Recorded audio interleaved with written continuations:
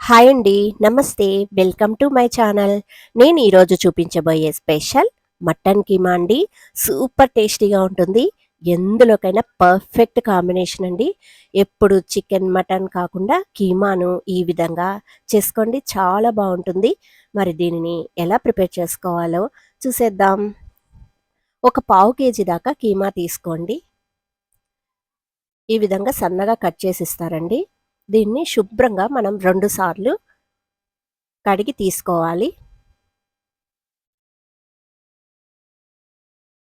కడిగి వేరే బౌల్లోకి ట్రాన్స్ఫర్ చేసుకోవాలండి. వాటర్ అంతా తీయకుండా కొద్దిగా వాటర్ ఉండేలా చూసుకోవాలి. మనం దీన్నంతటిని ఆవగించాలండి. ఇలా పసుపు, ఉప్పు వేసి కొంచెం సేపు ఆవగించాలి. ఒక పావు స్పూన్ పసుపు, ఒక స్పూన్ దాకా సాల్ట్ వేసుకోవాలండి.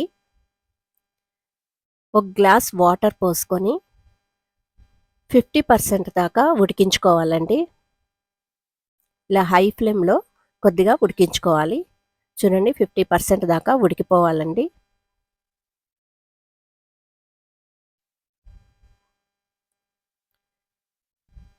ఇలా వాటర్ అంతా తగ్గేంత వరకు ఉంచుకొని చూసుకోవాలి. ఒక సగం వరకు ఉడికిపోవాలండి.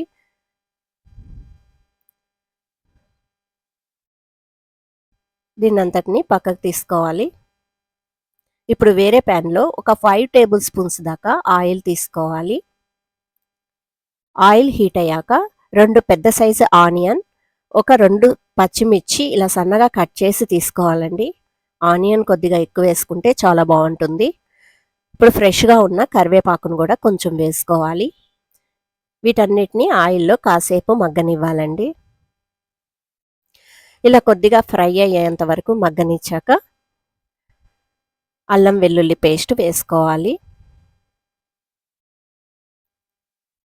ఒక స్పూన్ అల్లం వెల్లుల్లి పేస్ట్ వేసుకోండి. పావు స్పూన్ పసుపు వేసుకోవాలి. ఒక స్పూన్ దాకా సాల్ట్ వేసుకోవాలి. అల్లం వెల్లుల్లి పేస్ట్ పచ్చివాసన పోయేదాకా వేపుకోవాలండి. ఇప్పుడు మనం ముందుగా బాయిల్ చేసుకున్న ఒక 50% ఉడికింది కదా, ఆ కీమాన్ అంతటిని ఈ ప్యాన్లోకి ట్రాన్స్ఫర్ చేసుకోవాలి.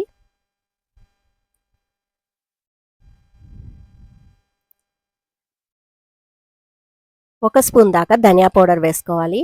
ఒక స్పూన్ దాకా కారం వేసుకోండి. ఎక్కువగా కారం తినే వాళ్ళైతే ఇంకొక స్పూన్ దాకా వేసుకోవచ్చు. ఒక స్పూన్ గరం మసాలా వేసుకోవాలి. ఇప్పుడు తగినంత వాటర్ పోసుకోవాలండి. 2-3 గ్లాసుల దాకా పోసుకోవాలి. ఇప్పుడు మూత పెట్టి 10 to 15 మినిట్స్ ఉడికించుకోవాలి. మీడియం టు లో ఫ్లేమ్ పెట్టుకొని ఉడికించుకోండి. ఇలా ఉడికిందో లేదో మధ్య మధ్యలో కలుపుతూ చూసుకోవాలండి. ఇది కొద్దిగా గుజ్జుగా ఉంటేనే చాలా బాగుంటుంది. ఇదే టైంలో సాల్ట్, కారము చూసుకొని వేసుకోవాలి మీ టేస్ట్కి తగ్గట్టు. చూడండి ఉడికిపోవస్తుంది. ఇలా పట్టుకొని చూస్తే తెలుస్తుంది.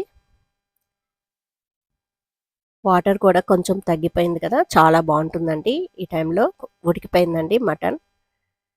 ఇప్పుడు చివరగా కొత్తిమీర చల్లుకుంటే సరే, గుమగుమలాడే మటన్ కీమా రెడీ అయిపోయినట్లే. దీనిని వేరే బౌల్లోకి తీసుకొని సర్వ్ చేసుకోవడమే అండి. చూడ్డానికే కాదు, టేస్ట్ కూడా చాలా బాగుంటుంది. ఎందులోకైనా సూపర్ కాంబినేషన్ అండి. రోటీ, చపాతీ, రైస్ ఎందులోకైనా సరే. మరి ఇంకెందుకు ఆలస్యం, మీరు కూడా ట్రై చేయండి. ఎలా వచ్చిందో కామెంట్ చేయండి.